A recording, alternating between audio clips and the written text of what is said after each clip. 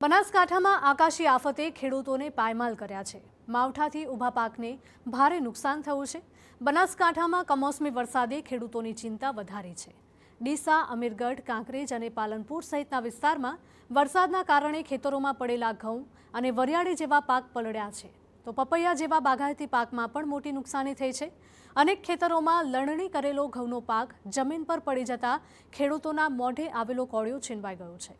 કમોસમી વરસાદે ખેડૂતો માટે ફરી એકવાર આર્થિક સંકટ ઊભું કર્યું છે, ત્યારે ખેડૂતોની માંગ છે કે સરકાર સર્વે કરીને વહેલી તકે સહાય આપે। વરસાદને આ વાવાઝોડું બધા ઘઉં ઉડાડી મેલ્યા છે।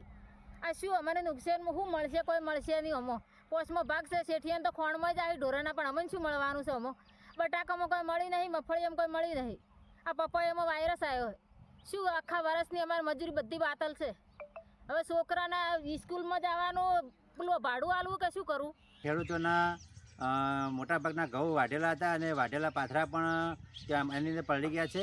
જે લોકોએ ઘઉં કઢાયા હતા અને ખળામાં હતા એવા લોકોને પણ અચાનક આ વરસાદ આવવાથી મોટું નુકસાન થયું છે। ઘઉં પલળી ગયા છે। એરંડા છેલ્લા ઉહેડા ઉપર હતા અને એરંડા જે સુકાયેલા હતા બધા જ જરી ગયા છે। વરિયાળીના પાકને પણ ઘણું મોટા ભાગનું નુકસાન થયું છે।